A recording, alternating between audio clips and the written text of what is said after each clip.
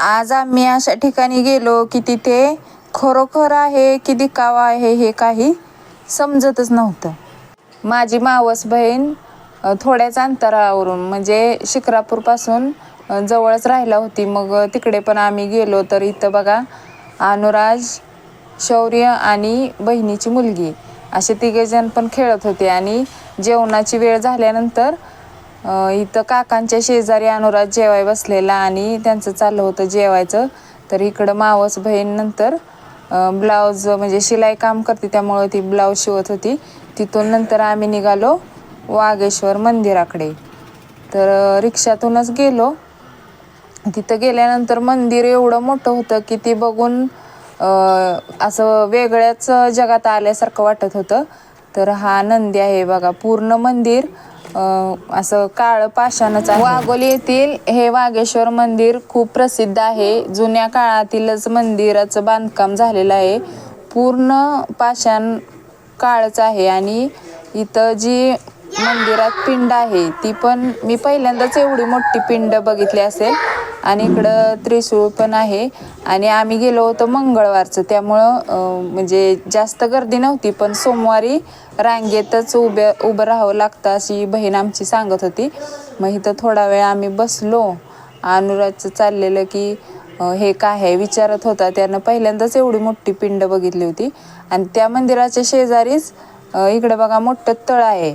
तर त्या तळ्यात एवढे मासे होते की म्हणजे अनुराजला वाटत होतं की तो मासा घ्यावा हातातच उचलून म्हणून.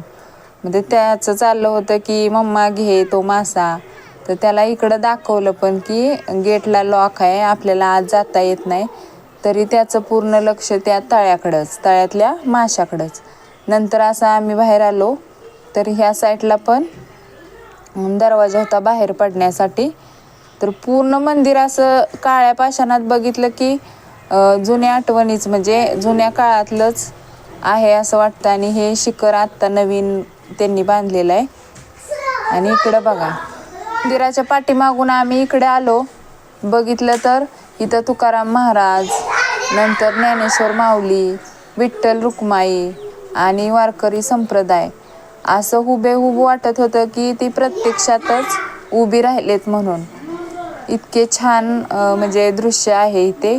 तुम्ही पण कधी गेला वाघोलीला तर अवश्य जा. कारण इथं बघून असं वाटतच नव्हतं की तिथून घरी जावं म्हणून. मग आम्ही थोडा वेळ इथंच थांबलो. तर इथं ते म्हणजे लोक काय करतात मूर्त्या खराब होऊ नयेत म्हणून त्यांनी असं काचच बाहेरून हे केलंय. कारण लोकांचं कसं असतंय देवाला गुलाल लाव काय लाव फुलं ठेव आणि घाण कचरा करून टाकतात म्हणून त्यांनी असं सुरक्षित ठेवल्यात. तर असा होता माझा आजचा दिवस.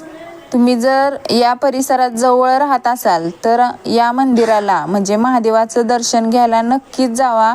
आणि जे लांब राहत असतील ज्यांना शक्य नसेल त्यांनी या व्हिडिओ बघून महादेवाचं दर्शन घ्या. आणि चॅनलला नक्की सबस्क्राईब करा. भेटूया उद्या